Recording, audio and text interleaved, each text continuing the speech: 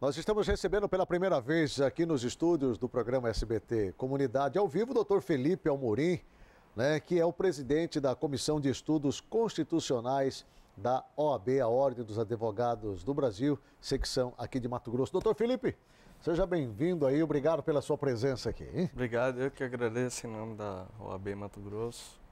Bem, nós estamos vivendo aí nas últimas semanas um verdadeiro tiroteio em Brasília no que diz respeito a denúncias, trocas de farpas, tudo por conta desse assunto que causa uma grande apreensão no país e que está sendo visto pelo mundo inteiro, da possibilidade do impeachment da presidente Dilma Rousseff.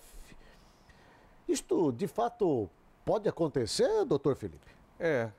Na verdade está tendo, o país está passando por uma grave crise política e econômica, né, desde anos atrás, que começou com a descoberta do mensalão, né, na ação penal 470, que foram condenados pelo Supremo Tribunal Federal.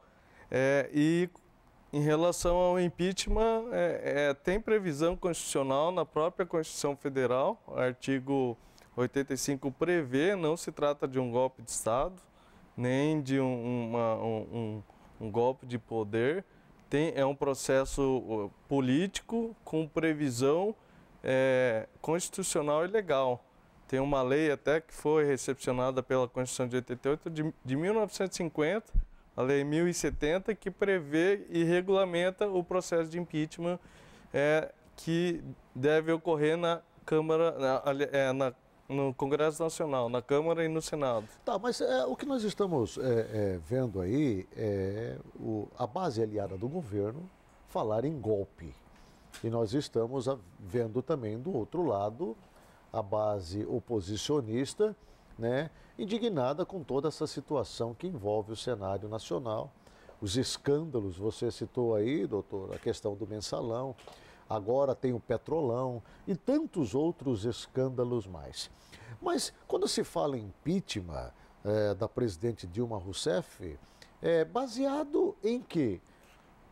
A Constituição Federal fala que impeachment quer dizer o afastamento, né? O impedimento da presidente da República e dos ministros de Estado. Mas ela não é diretamente arrolada nesses escândalos. Não se tem absolutamente nada pessoalmente contra a presidente. Aí é que está a diferença. O impeachment não é um processo judicial, é um processo político, que é julgado pelo Congresso Nacional, é tramitado é autorizado pela Câmara dos Deputados e julgado pelo Senado Federal sob a presidência do presidente do Supremo Tribunal.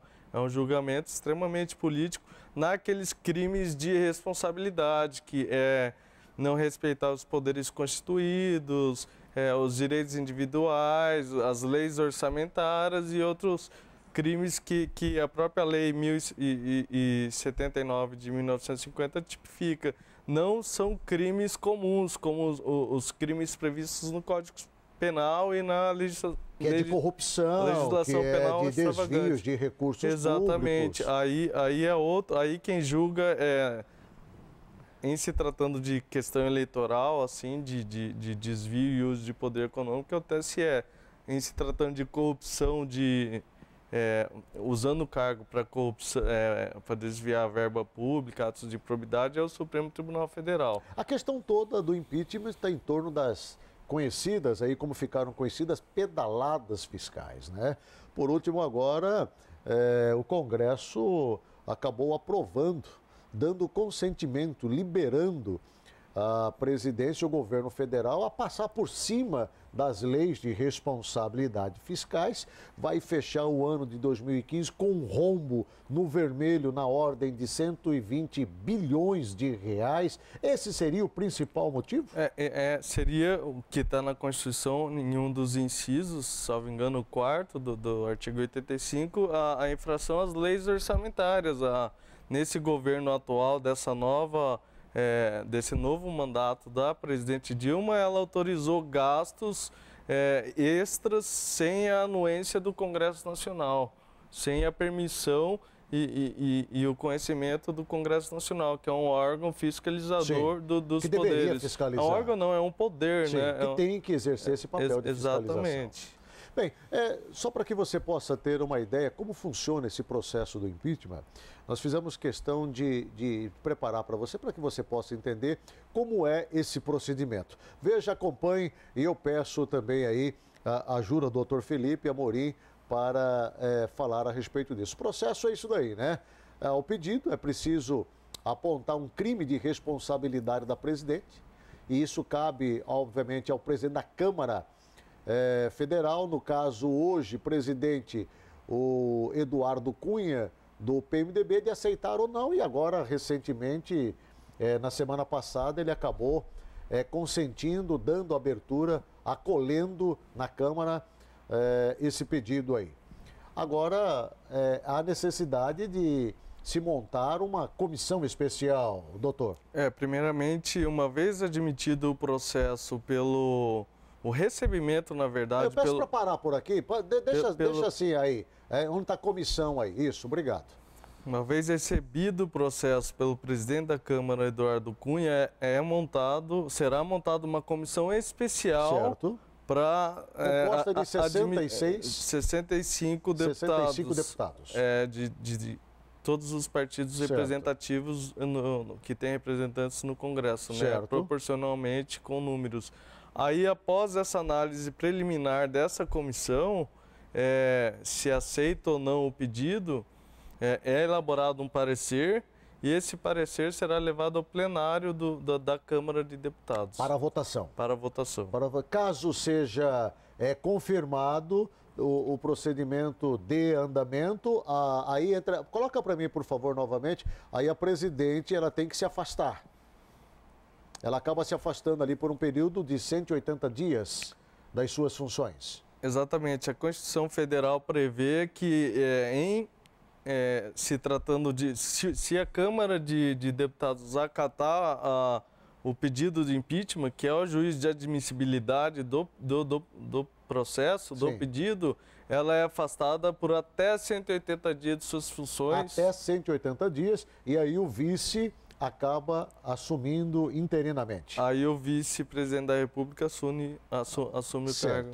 Falando em vice-presidente, é bem provável que o senhor deve ter acompanhado as repercussões das últimas 48 horas envolvendo diretamente o vice-presidente da República, Michel Temer, do PMDB, partido aliado de primeira hora do PT e da presidente Dilma Rousseff. Como é que o senhor está analisando esse momento agora, pós-carta de Michel Temer, que vazou para a imprensa, presidente da República? O senhor chegou de ler o conteúdo dessa carta, doutor? Eu li a carta. Na verdade, segundo o vice-presidente Michel Temer, foi uma carta de desabafo. Sim. Né, e que foi vazada pelo próprio Planalto, que era para ser uma carta direta de vice-presidente para a presidente Dilma, né, e foi vazada para a imprensa. Eu concordo com a carta. Realmente o vice-presidente, que é um grande assim, representante do povo, pelo histórico, você vê, ele foi presidente várias vezes da Câmara de Deputados. 5 vezes. Enfim, e ele... 5 mandatos. E ele mal contribuiu, assim, mal pôde contribuir. Na verdade, ele não teve espaço necessário nesse governo, nesses 2 mandatos da presidente. Eu até tenho essa carta aqui, eu até gostaria de acompanhar, tem algumas coisas importantes aí, né? Primeiro, ele pede para a presidente Dilma Rousseff, né, parar de falar de lealdade, de citar ele como sendo leal, até porque, na opinião de Michel Temer, isso é um discurso desnecessário. E ele diz: tenho mantido a unidade do PMDB apoiando o seu governo usando o prestígio, quer dizer, ele se coloca, obviamente, numa posição de grandeza nesse instante. Porém, depois do conteúdo, para baixar aí, por favor, tem alguns tópicos interessantes aí. Ele, doutor Felipe, ele diz aí que passou os 4 primeiros anos de governo como vice de uma forma decorativa. Na carta, ele diz claramente, aí na segunda observação dele, que jamais ele diz aí, jamais eu, vice-presidente, ou o PMDB fomos chamados para discutir formulações econômicas ou políticas do país. Ou seja, ele está dizendo aí que o PMDB e o próprio vice-presidente, na figura dele, não foi chamado em momento algum para discutir. Quando o senhor lê essa carta aí, o senhor vê já uma sinalização de rompimento, doutor Felipe? É possível que seja interpretado como um rompimento, né? Até porque, na minha opinião, eles romperam na verdade, desde o início desse mandato, né?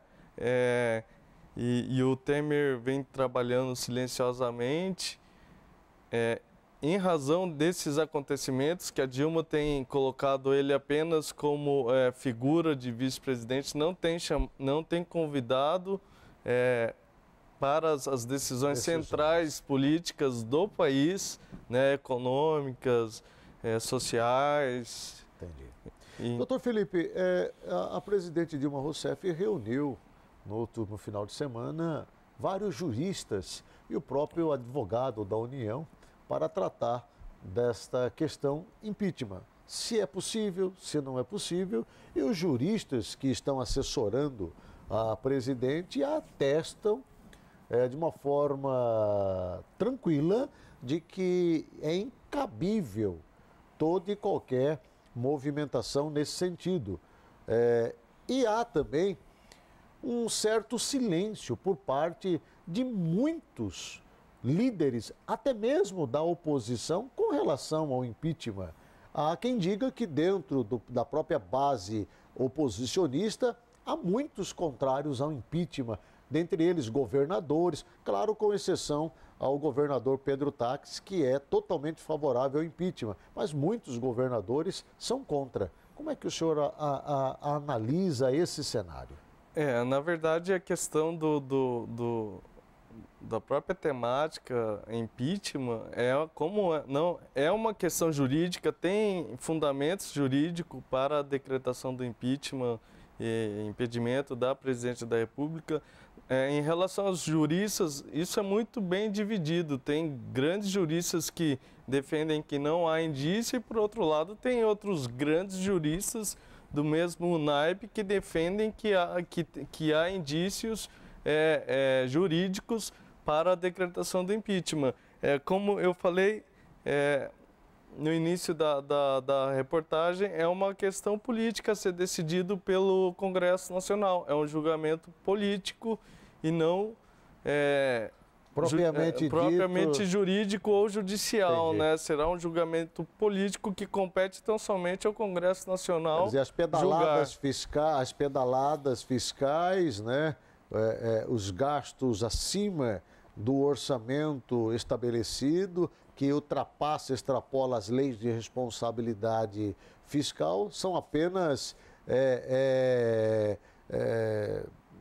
um motivo para trazer essa discussão do impeachment. São fundamentos jurídicos e constitucionais, legais e constitucionais para a abertura do processo. Quando, na verdade, a questão é mais política. É um julgamento político. Do que quem vai decidir ou não é o Congresso, né? A Câmara autorizando a abertura, né? E o julgamento pelo Senado Federal, por 2/3 dos membros. Em caso de havendo afastamento, em caso de havendo impeachment, como ficaria para frente? O vice-presidente assumiria ou teria que, obviamente, partir para uma outra eleição? Ou o presidente da Câmara Federal, no caso Eduardo Cunha, se manter no posto, assumiria a presidência? Como funciona? No caso do impeachment da presidente Dilma, Sim. quem assumirá será o vice-presidente Michel Temer. O fato dele ter disputado a eleição ao lado da presidente, ele está inserido dentro do mesmo bloco governamental, isso não implicaria, não dificultaria a permanência dele?